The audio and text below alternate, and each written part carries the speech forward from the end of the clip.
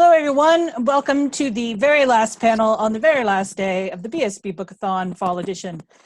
Okay, let us get to some readings. I'm going to ask my authors first to introduce themselves and then introduce their reading and then go ahead and read for us. And the first up is Radclyffe. Thank you. Thanks, everybody, for being here.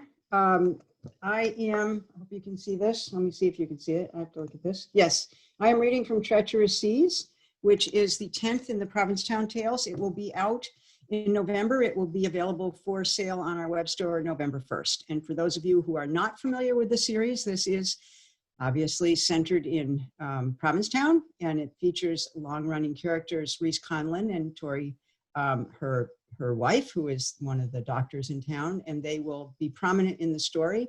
What I'm going to read tonight is the beginning of the book, which introduces one of the new characters who will be the new love interest for the new physician assistant in town. Andy Champlain loved warm summer nights when the sultry heat of the day still lingered like a soft breath against her skin. Tonight, the hint of cotton candy mixed with fresh salt air brought images of long ago trips to the Atlantic City boardwalk, of dodging in and out of the surf and racing down the crowded sidewalks to her favorite ice cream stand, determined to get there ahead of her fleeter older brothers. The memories, viewed through the sepia lens of time, carried a familiar patina of sadness, and she pushed the past away. Walking a beat on the night shift in Provincetown was a whole new kind of special. And after 6 weeks, she still wasn't used to the way the breeze off the water would catch her unawares and leave her exhilarated and unaccountably content.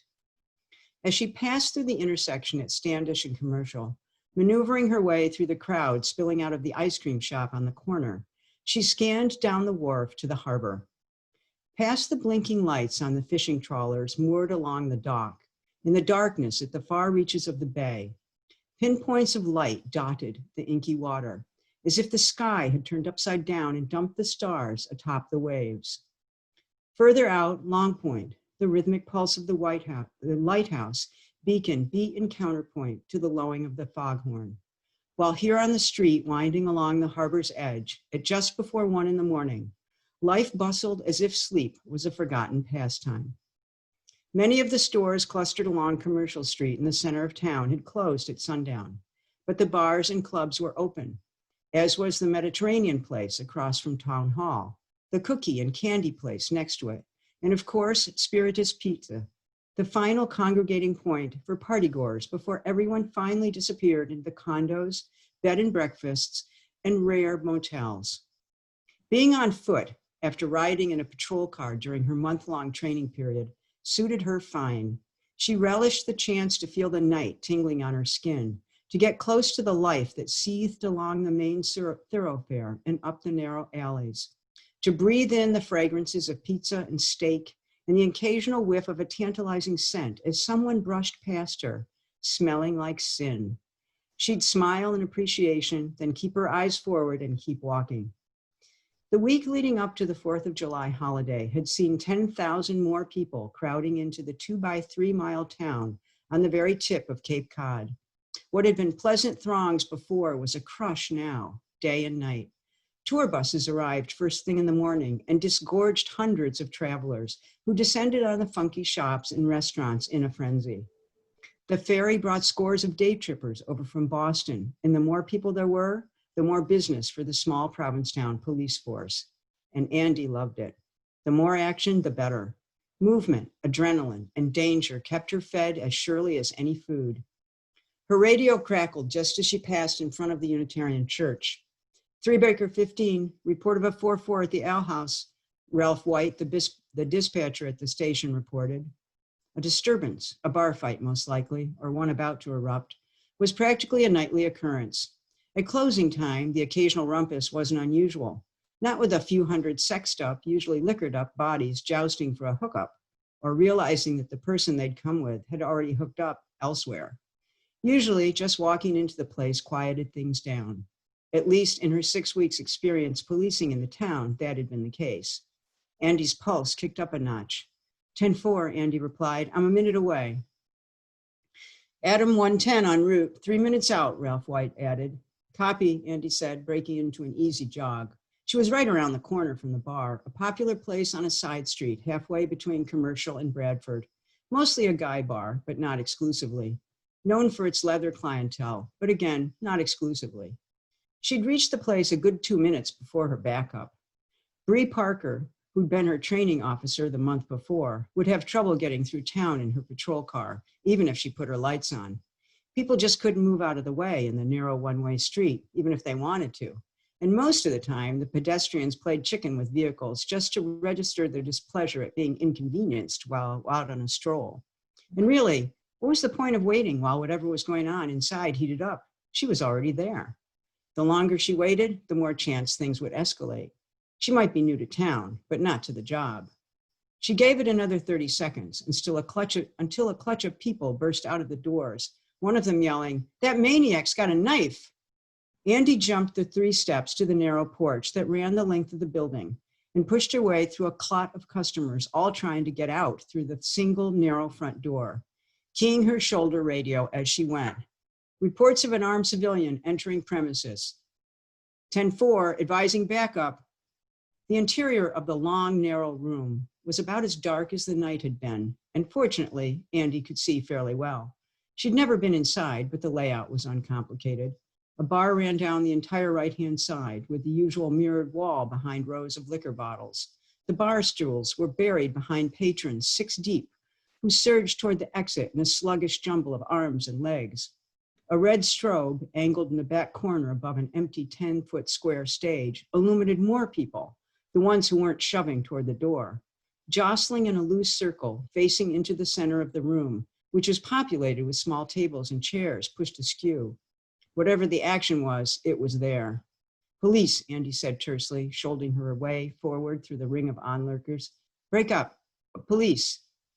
People tried to move aside, crowding out any clear pathway, and Andy reflexively covered her holstered weapon with one hand as she pressed her way between the mostly male bodies, shoulder leading like a battering ram.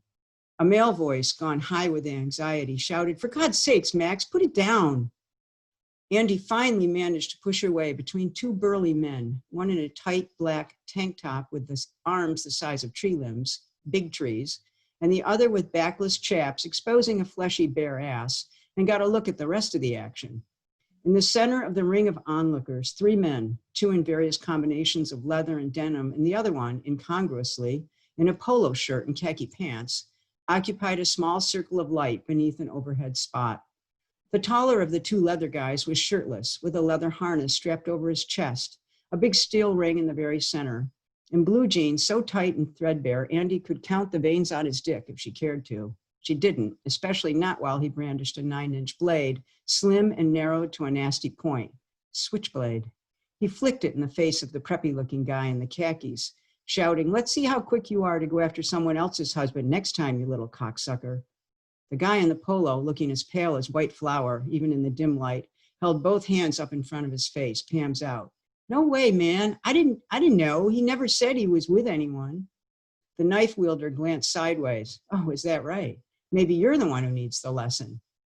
With the assailant's attention diverted for an instant, Andy pushed in front of the guy in the khakis, shoved him back with one hand, and shouted, "Police, put the knife down. Put it down now." His head snapped around, and the dark eyes that glared at her were wild, just short of outright crazy, or maybe already there. "Fuck you." "Put it down," Andy repeated. She kept her eyes on his face, her gaze meeting his, but the knife hand was clear in her peripheral vision. His pupils danced, and she settled her stance, sliding her left foot slightly forward, and centered her weight evenly on both legs, readied herself. Watchful awareness, calm and quiet, slow, even breaths. Not even a second passed. A flicker of hesitation passed over his face, and then his lids opened wide, and he lunged, the knife stabbing for her chest. Thank you. Wow, very exciting. Yes. Yes. Now I'm just like, oh man, do I have that? I just could just read that now and ignore this whole thing that I'm supposed to be doing. I'd like to remind everybody, if they have any questions, to put them in the Q&A, and we will get to them at the end. And who wants to follow Radclyffe? I know we all do, but I'm going to pick on Missouri Vaun. Please introduce yourself, your work, and then give us a reading. Yeah, no pressure. Thank you for that, Barbara. I'm going to read an excerpt from a book that just came out in October titled The Sea Within, which is sort of a climate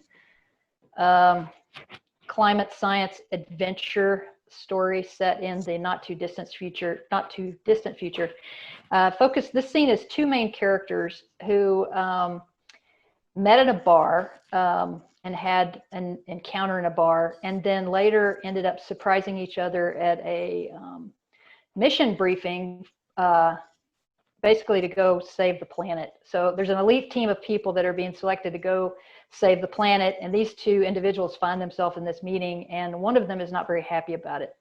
There's a soldier named Jackson and a paleobotanist named Elle Graham. So this is a scene where they meet each other in the hallway after that mission briefing has ended. Dr. Graham, I'm glad I found you. Do you have a minute? There was a moment of awkwardness before Elle spoke. I'm glad you found me. I was hoping to speak to you too. Do you mind walking to my office? It's a little more private. Lead the way. It took several minutes to reach the office, several minutes of painful, electrically charged silence, possibly the longest short walk she'd ever endured, trying to keep herself in check when all Jackson really wanted to do was sweep Elle up in her arms and kiss her, was testing her will. She closed the door to her office, but neither of them took a seat right away. Jackson, I hope you know I'm as surprised to see you as you are to see me. Why don't you sit down? Okay. Can we just talk for a minute? She rotated a second office chair to face Elle's and sat down. Elle was wearing black dress pants and heels. Her ivory blouse was open at the collar, revealing a tempting view of her neck and pronounced collarbones and that hollow space between that Jackson wanted to trace with her fingertip. Why was Elle so damn calm? She cleared her throat, rubbed her fingers across the stubble on top of her head briskly a few times, and exhaled. Where to begin? You shouldn't do this. Okay, maybe that wasn't the most subtle way to start the conversation. Shouldn't do what? Elle seemed genuinely confused. This mission, you should walk away from this. It's too hard. Hey, I know we don't know each other well, but I'm not going to walk away from something just because it's difficult. Elle sounded annoyed. Look, I'm not trying to be patronizing, and I hope it doesn't sound like I am. Jackson paused to regroup. All I'm trying to say is that this is very dangerous, and I don't want to be responsible for your safety. The fact that that there's an attraction between us, well, I think it might compromise the mission. Really? Elle smiled, which annoyed Jackson. This wasn't funny. You can't be serious. Are you saying that you won't be able to control yourself or act in a professional manner if I'm part of the team? Yes. No, that's not what I'm trying to say. Elle was getting her all flustered. I can be as professional as you can. Okay, now she sounded like a fifth grader. Fuck, this wasn't going as all as she'd rehearsed it in her head. Okay, let's start over. Okay, I'm listening. Elle ran her tongue across her lips and Jackson tried not to notice. I'm serious. This is serious. Jackson was exasperated. I'm sorry. I'm still trying to get my head around all this and whether or not any of it could possibly be true. Time travel, is that in that mission briefing, we were having a very serious conversation about time travel. So forgive me for taking a moment to consider the absurdity of it all. She cocked her head and looked at the ceiling. Although, time isn't as linear as we imagine, is it? And it takes more than a second for my brain to process the words you're uttering. So by the time I figure out what you've said, it's no longer now. Anyway, is it? What? What we think of as the present, right now. By the time our brain processes the input, it's no longer the present. Jackson shook her head. Science nerds were so hard to talk to. Elle continued as she expected Jackson to be keeping up. And here you are. What are you anyway? What is your role in all of this? I'm the mission commander. Oh, and as the mission commander, you're asking me to walk away from possibly the greatest scientific moment of my entire professional career? I simply want you to know what you're getting into. This is dangerous. Oh, and it's okay for you, but it's not for me? Look, I trained for this. I was in the Air Force prior to join the Space Force. Okay, so maybe I haven't gone through basic training or whatever, but you still haven't fully explained why you're so concerned. The slingshot imposes serious, wait a minute, why do you guys call it the slingshot anyway? What? People keep calling it the slingshot. Oh, Jackson regrouped. Whatever point she'd been about to make had gotten completely derailed by Elle's question. The acronym for the ship, it's SLST, but when you pass through the gateway, it feels like you're being shot into space by a slingshot. And SLST, I don't know, we just started calling it the slingshot. Okay, I get it. Listen, what I was trying to explain to you is that traveling through the wormhole imposes serious G-forces. You'll feel like your bones are being crushed, even with the gravity tube to offset the stress on your body. Jackson paused. And then there's the return trip. Jackson, I appreciate your concern, but I've dedicated my life to finding solutions for our current environmental crisis. If there's any glimmer of hope that I can actually affect real transformation by participating in this venture, then there's nothing you can say to dissuade me. Elle was firm, bordering on defiant. So what are you saying? I'm saying you can't tell me not to go, and that you shouldn't have even tried. Elle stood to leave. Listen, I appreciate that you probably think you're looking out for me here, Captain, but I can handle myself. That was obvious, and Jackson could tell she'd pissed her off. Elle strode out of her office without looking back. Jackson sat looking at the open door. Now what was she going to do? Very nice. Again, will they or won't they? They probably will. Okay, and I think I'm going to take the next slot and torture Elle Spencer and make her wait until last so that she can go over the time limit if she so chooses. I don't think I will, but okay. Okay, I'm Barbara Ann Wright, in case you haven't figured that out by now. I am a sci-fi and fantasy writer with BSB. I'm also an editor. And I'm going to be reading to you from Lady of Stone, which is my newest release. It is a prequel to the Paradise Adventures. In this section, Fauna, a magic user called a Paradise, is not looking forward to teaching Sylph, a noblewoman who doesn't want to possess peasant magic. Thana was infuriated by Sylph's snobbish manners until Sylph stuck up for her in public, and now Thana doesn't know what to feel. Thana couldn't stop censuring herself from mocking Sylph. She'd been a bully, as bad a snob as those who'd looked down on her. Well, she'd never be far enough above a noble to look down on one. Maybe sideways or kind of up into the side or, she shook her head. It didn't matter. What did matter was that she'd met some courtiers who'd wanted trouble, and she'd been about to give it to them. But Sylph had stepped among their ranks like a queen carved from solid ice and made them give way. And she hadn't had to bark an order.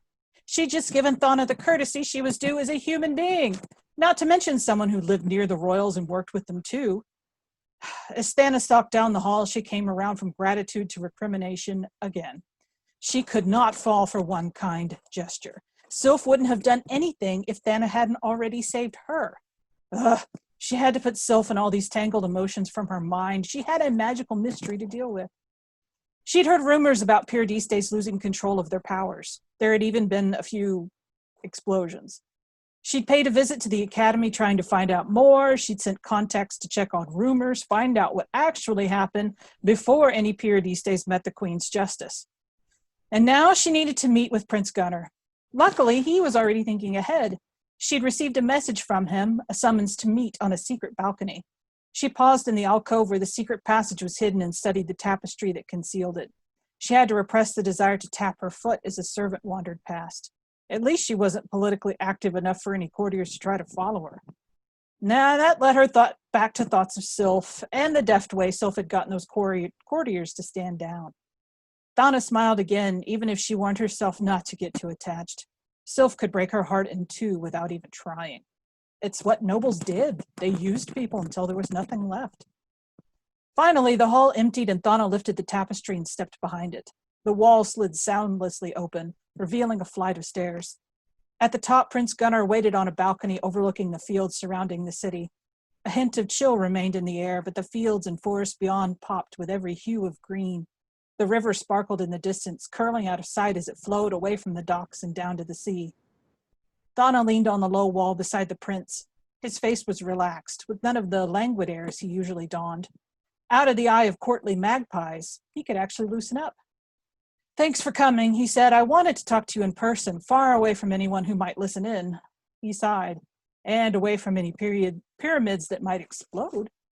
"Well, I'm glad I'm not carrying any," she said with a smile she didn't feel. She put a hand on his shoulder and wanted to tell him it would be all right, but he'd always been the optimist. He usually only needed her to tell him when they were doomed. My research hasn't uncovered anything except that what's happening shouldn't be happening, she said. At his smirk, she added, I know, big help. I'm going to work with the noble who was present at the first explosion. With luck, I'll find a clue about this whole mess. And then you'll tell me who this mysterious noble is, he asked. She swallowed, still hesitant to give up Sylph's secret. Who knew what might happen if the courtiers and the other nobles discovered a secret Pyridiste in their midst, right when Pyridiste seemed like the enemy. Soon, she said, drawing the word out, his mouth twisted with skepticism. Thana, if she's dangerous, you'll know it, she said. She waited a moment, staring at the river, because she'll explode. He sputtered a laugh, and it was good to see him relax a little.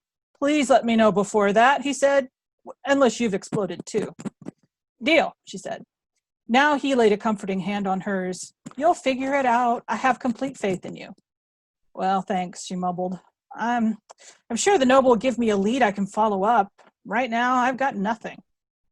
Even if he didn't doubt her now, he might soon, but she didn't know how to ask for comfort. She sighed. When had her thoughts become so jumbled? Something else on your mind, he asked as he leaned against the wall, an elbow propped on the ledge and one ankle crossed over the other, the picture of relaxed, the master of putting people at ease. Something about this mysterious noble, perhaps, he asked. She blinked, wondering how he could have known, but as his smile grew, she knew her reaction had just told him something. You're guessing, she said. And by the look of you, he said, I was right. So, tell, is this noble terrifying, or have they caught your eye? Her cheeks burned as she turned away. You know, I should get back to work. No, he said, stay and tell me. That's a royal command. She hoped her look conveyed where he could stuff his royalty and his commands. He barked a laugh. Look, if this noble is terrifying, I can yank a few of their teeth. If you find them intriguing, ask the master of romance. He opened his arms as if welcoming her in. She said, master of one night stand and then a quick goodbye. Hey, he said, some of those were interesting enough for 2 or even 3 night stands. She snorted a laugh. No, thanks. And there went the burning in her cheeks again.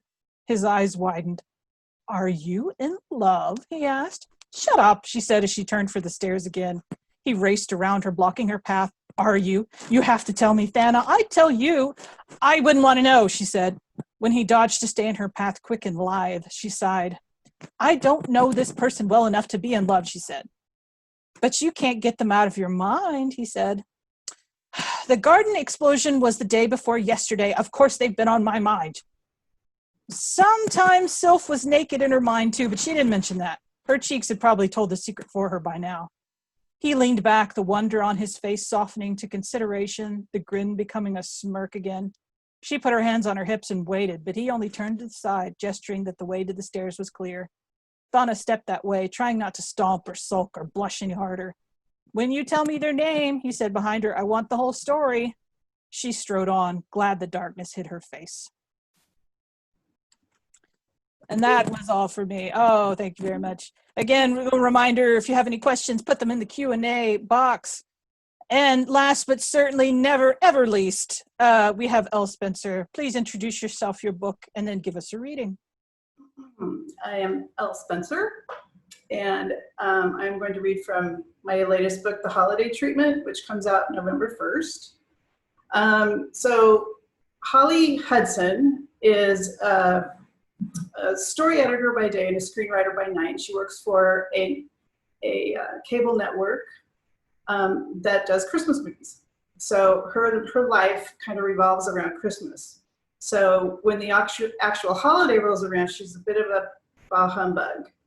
And she is going to go to Hawaii all alone and spend Christmas alone in Hawaii. And in the Honolulu airport, she realizes that her work crush was on the same plane with her, a development executive at the network. So that's where I'm the chapter I'm gonna read from. Okay. Holly stopped dead in her tracks. Be cool, she whispered to herself. She turned around oh so casually, hoping she wouldn't be spotted.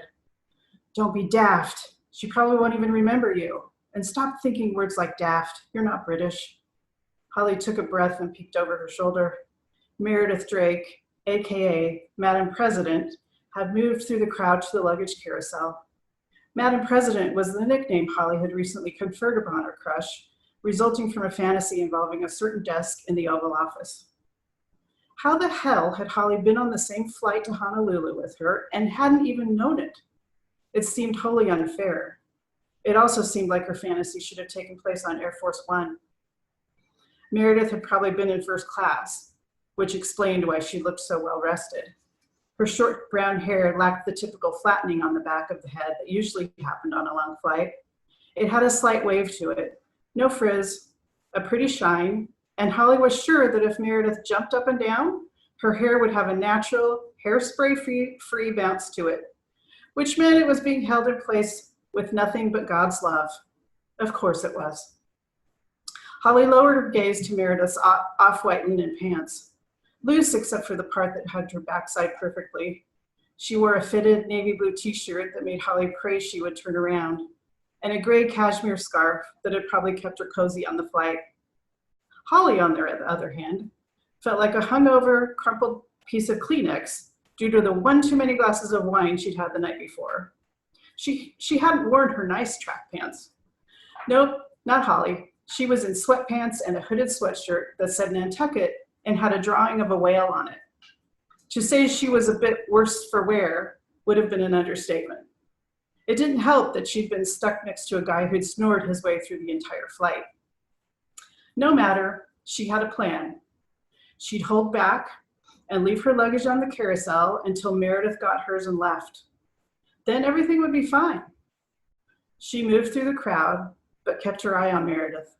She imagined any number of surveillance scenarios, going around the corner and secretly watching from a mirror, cutting 2 peepholes out of a newspaper, a drone, but that wasn't really viable inside the airport. Holly wasn't a creep. She was just prone to vivid daydreams. It had gotten her in trouble plenty growing up, but it had served her well in her professional life. She allowed herself a brief moment of glee thinking about what Miss Winchell had told her, thinking about the time Miss Winchell had told her she'd never amount to anything if she couldn't learn to cut out the dagnam stargazing and just focus. She wondered if Miss Winchell was harassing any future screenwriters in this year's class. And that was when the worst luggage disaster in the Daniel K. Inouye International Airport had ever seen happened. Okay, so maybe it wasn't the worst. Sadly, it wasn't even a movie-worthy explosion of bras and panties. More like a steady spill as the zipper on Meredith's suitcase gave up on its only job in this world. Granted, the suitcase appeared to be stuffed beyond capacity. Meredith had managed to pull it off the carousel, along with most of her clothing. Unfortunately, a set of light pink panties and a matching bra that still had the tags on them exceeded her reach and were about to be viewed by everyone on the flight. When a young boy was shushed by his mother after he shouted, "Look, Mommy, are those your panties?" Holly decided to make a run for it. She pushed her way through the throng of tired passengers who were crammed up against the carousel. "Excuse me, sorry, excuse me." With a lunge, she grabbed the bra and panties, managing to travel a few feet on the carousel just for good measure. She pushed herself back up and threw a hand in the air. "Got him!" The strangers, apparently not appreciative of the athletic prowess she just demonstrated, stared at her. A teenager with major attitude gave her a slow clap. And to make things worse, her chivalrous gesture had gone unnoticed by Meredith. Holly quickly recognized the near miss for the blessing it was. While her instinct had been to play the panty-saving superhero, in reality, she looked like an ass standing there holding Meredith's lacy pink bra and panty set. Funny how many of her fantasies involve bra and panty sets, yet never quite like this. She turned back toward the luggage and watched as her bag disappeared onto the backside of the carousel. She'd have to wait there until it circled around again. "Excuse me," a voice came from behind her. "I believe those belong to me." Holly cringed and delivered a silent prayer. "Sweet Jesus, please take me, please take me, please take me." Nothing. She felt compelled to clarify. Jesus, please take me now. Nope. Holly would have to turn around and face Meredith Drake. She manufactured a smile and turned. Well, howdy, she said, with a bit too much enthusiasm and way too much howdy. The corners of Meredith's mouth curled up slightly. Her eyebrows arched. Then she grinned. Holly Hudson, what a surprise. I have your, Holly stammered and held up the lingerie. At precisely that moment, her grandmother spoke to her from the grave and gifted her with the perfect word. You know, your unmentionables. At least it would have been the perfect word in 1938. Since you're displaying my underwear in the middle of baggage claim, I think it's probably okay if you call them by name. Right, of course, your panties. Holly shoved them at her. Here you go. By that point, Meredith looked beyond amused, clearly trying to keep her grin contained. Thank you, Holly. I must admit my day started off pretty horribly, and it didn't help to have my things paraded for the whole flight to see.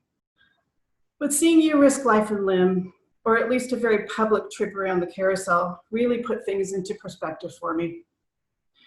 Oh, sure, yeah, I'm here to help. Holly gave a stupid at your service bow and then capped the whole nightmare off by saying, besides, it could have been worse. You could have had a vibrator in there. Right. Well, I suppose it's a good thing my carry-on didn't spill then. Holly blinked approximately 412 times and wondered if she'd heard that right. I'm joking, Holly. Right, yes, of course. I didn't know you joked. I mean, of course you joke. Is it hot in here? And it's muggy. Isn't it muggy? She went to pull her hoodie over her head. The claw clip that held her hair up in a messy bun had somehow gotten caught in the hoodie, and she was sure she just lost a chunk of her hair and possibly shown off her oldest, most comfortable sports bra to the entire airport because her t-shirt had decided to make the trip too. So that was that. She'd have to quit her job and leave LA so she'd never run into Meredith Drake ever again. That was how Holly rolled when it came to communicating with beautiful women. She'd forget how to form coherent sentences, and then whatever did come out was something akin to Yoda speak. She was surprised you could have had a vibrator in there hadn't come out as a vibrator you could have had in there. Yes. She managed to remove both the clip and the hoodie, only to find Meredith staring at her as if she was just this side of flying over the cuckoo's nest. I was hot, like super hot. So you mentioned. Holly waved a hand in front of her face. Couldn't take another second of that hoodie. Has that ever happened to you? Like you just have to rip your clothes off? In a deadpan tone, Meredith said, not in an airport. Stupid you are, Holly Hudson. Best to just get started on that plan to leave LA.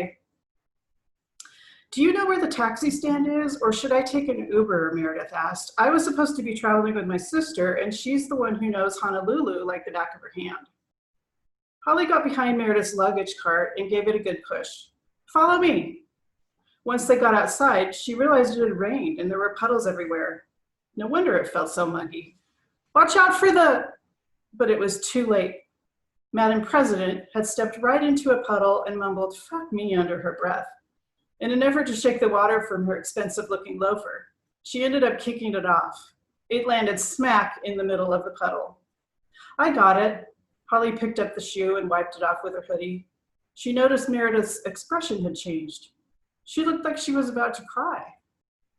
Bad day, huh? You have no idea. Meredith took her shoe and put it back on. Bad day doesn't even come close. Yeah, holiday travel can be the worst. Holly got behind the cart and pushed it toward the cab stand. Everyone is going somewhere they don't want to be, i.e. their parents' house, with Aunt Leona in the twin bed next to you, sawing redwoods all night while you stare at the same ceiling you spent your entire childhood staring at, and you can't believe you're back there, you know? Back under your parents' thumb for 3 solid days with no escape plan, and the only viable option is to closet drink and eat yourself sick so you can actually claim to be sick and then get a room of your own because Aunt Leona's immune system isn't so good. She parked the car at the end of the queue. Meredith didn't seem to be listening, so she backed away and said, anyway, take care. Holly would never forget the moment she'd first laid eyes on Meredith Drake. Any card-carrying lesbian would have had a visceral reaction to the tall, brown-eyed beauty. Except she must have been wearing heels that day because Holly remembered having to look up to her as they'd shaken hands and subsequently spilled coffee on herself. In her loafers, Meredith was only slightly taller. The fancy suit she'd worn on that day had been smoking hot, but the linen pants and t-shirt allowed Holly to truly appreciate her athletic physique. No doubt the woman took her Pilates seriously. Holly turned to walk away when Meredith said, "Could my day get any worse?" Holly wasn't sure if the question was directed at her, but she turned back around and said, "Oh, definitely. I could have been a man chasing after you with your panties and bra saying, 'Hey, lady, you left your sexy lingerie behind, and by the way, can I get your number?'" "Okay, that would be worse." Meredith flashed her a smile. "Thank you for saving me from that particular embarrassment." "No problem. Hey, can I get your number?" Meredith's smile faded, causing Holly to put up her hands. "Totally kidding." "Good one. You got me."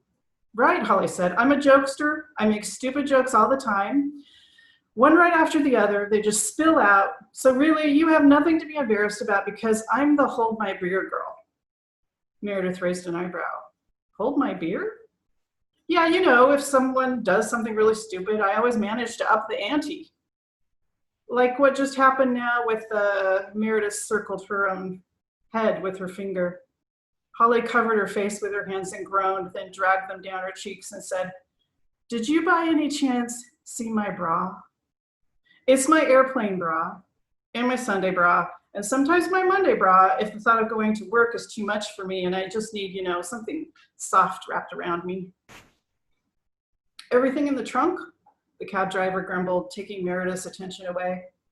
Probably just in time, since Holly's inner thoughts sometimes turned into outer thoughts, and to say that she would have loved to know what it felt like to have Meredith's soft legs wrapped around her would be a huge hold my beer moment, with only one participant, Holly, up in the ante on herself. It was time to walk away. There weren't many people who stopped Holly cold in her tracks the way Meredith did.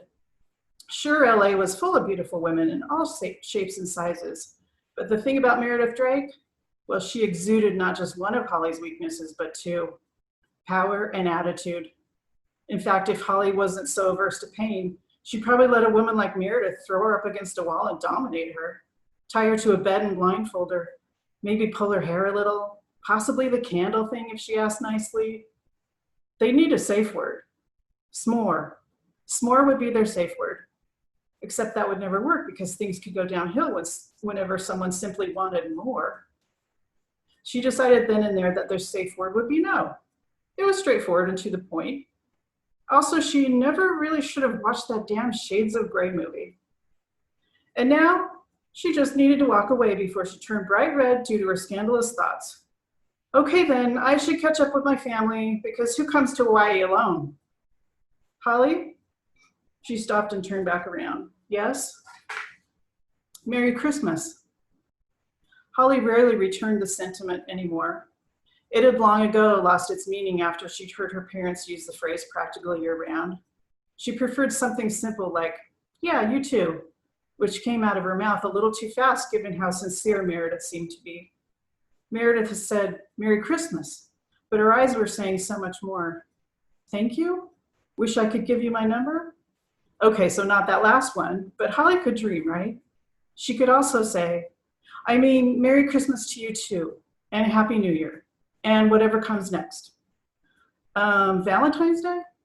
"Yes," Holly exclaimed. "Happy Valentine's Day. I'll send you some chocolates or flowers. Which do you prefer, tasty or smelly?" She slapped a hand to her forehead.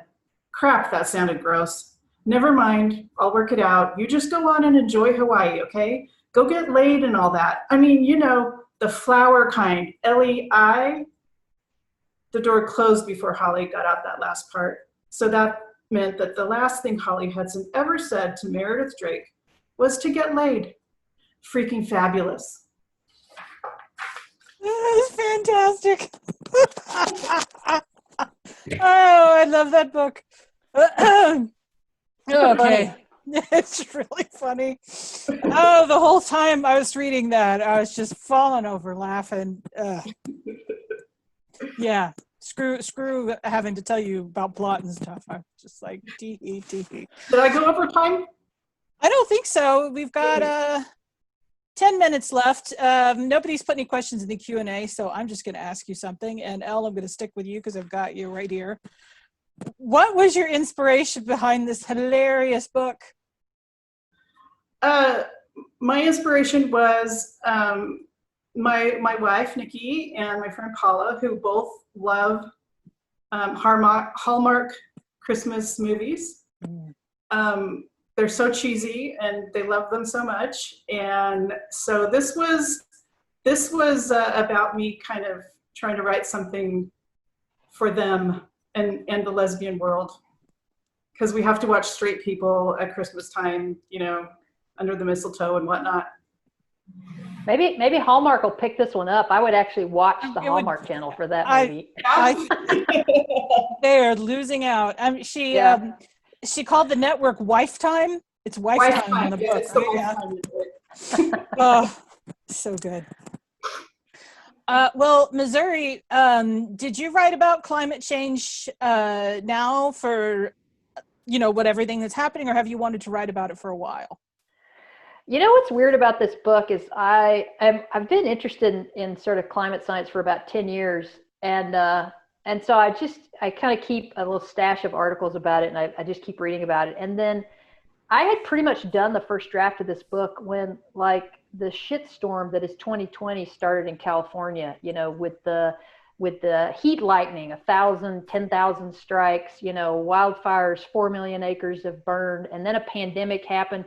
I mean, I was feeling sort of clairvoyant because half the shit that I wrote in my book that I thought was fiction actually happened in 2020. So I don't know. I don't know where to go with that.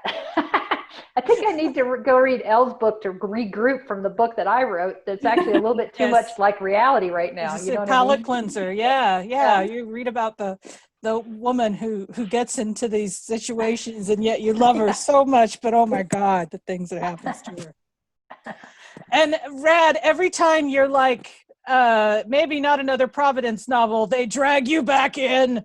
How many, I mean, is this one like because the fans demanded it, and how many do you plan to do? It's been a long time since I've written one. I think it's been 8 years, which is probably the longest time I've gone in any of my series. And I really didn't write another one until now because I just didn't have a story. And it is true that I decided I would write it because I got lots and lots and lots and lots of requests, and I've been getting them for years. And I love Provincetown and I love the characters. And I knew I had left a thread. Obviously, one of the characters was pregnant, and I've been hearing about it for years. Like, when is Tori going to have the baby? So, you know, and it's like, well, I don't want to write a book just because Tori's going to have a baby. But I decided that I would, and I had a particular plot in mind, the two characters, Andy, that I just introduced, and a physician assistant, because that would put them within the sphere of the characters who are already there. And I was due to start writing it mid-April because I needed to have it done early August to go to print. And COVID happened. And I was really very interested from an epidemiological point, reading about the cruise ships, because that's kind of where everything started. It was really kind of flying under the radar and nobody was paying any attention. And, you know, then there's 8 cases in Seattle or in Portland. And I thought about how amazed I was when I looked out in Provincetown Harbor and saw this huge cruise ship there for the first time. And it just hit me that that was what I was going to write this book about. So actually the core plot in the book is about a cruise ship that's in the harbor with an epidemic brewing. And that, I mean, I just totally changed my whole plot idea based on what was happening, like Missouri was talking about, in the world. Yeah. So, I mean, that gave me the story. So that's kind of how this particular book came about. And I changed the cover, and Sandy really yelled at me and said, no, you can't change the cover. And I said, what do you mean I can't change the cover? And well, because it's already gone. And so and it's already gone to the distributors. And it's like, well, I have to change the cover because it doesn't fit the book. So we went around a few times and then she let me. Oh, well, that's good. You didn't have to go to a cage match or anything like that. Well, speaking of, someone has asked you a question in the Q&A. Anne says, thank you for writing about Provincetown. I have missed those characters. How will the poor Provincetown manage a pandemic with only a small clinic? Well, that's the rest of the story, because that's the CDC arrives. And basically, that's what's supposed to happen. Well, there you go, Anne. You have to buy the book to find out. What are you working on next, Rad? I'm not entirely certain. I'm due to start writing probably in about 3 weeks. So I'm playing with a few different ideas, and I haven't settled on one completely yet. Have you ever thought about doing a crossover with werewolves in Provincetown? Well, I don't know. I mean, Eden just wrote zombies in Provincetown. So, I mean, she kind of like cornered the market on the weirdness there. So I think there's room. There's room for everything. How about you, Missouri? What's next for you?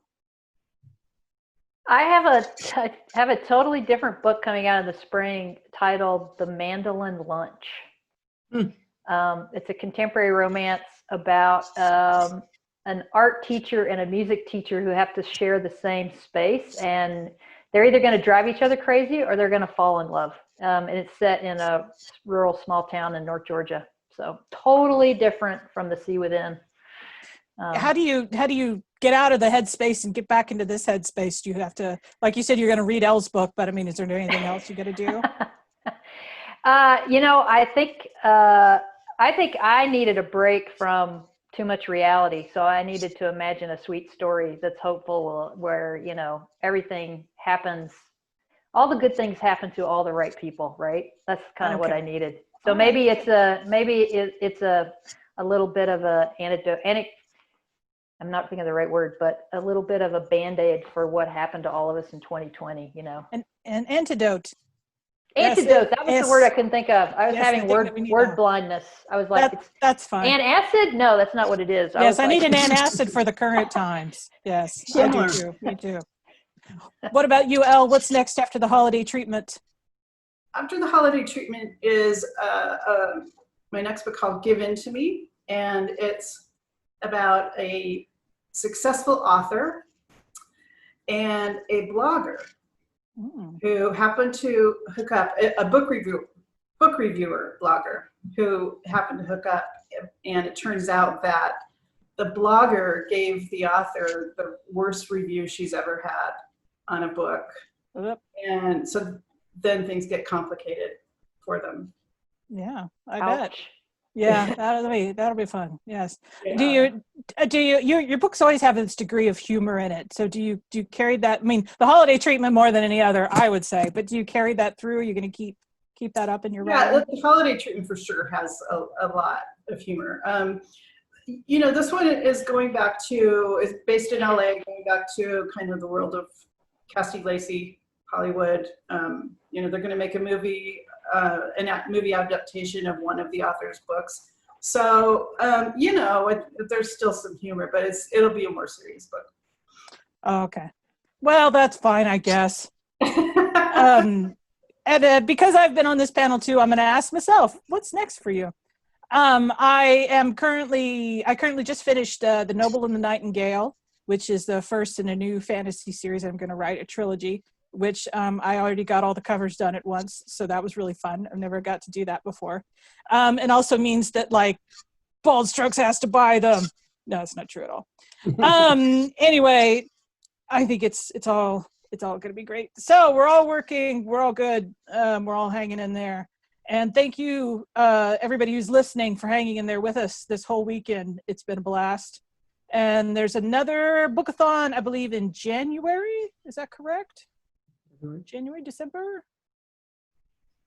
Anyway, nobody knows? The next books are going to be December, January, February. I don't know the next that will be covered, but I don't know the exact dates. All right, have to ask the boss. Yeah, I know. Everybody, next Bookathon in January, she says right there. So please join us again for that. And it was lovely talking with all of you panelists and all of you people out there. So thanks, everybody. And everybody have a good night and the rest of your weekend. Thanks for being here, everybody. Thank you, guys. Thank you, Barbara, for hosting. Bye.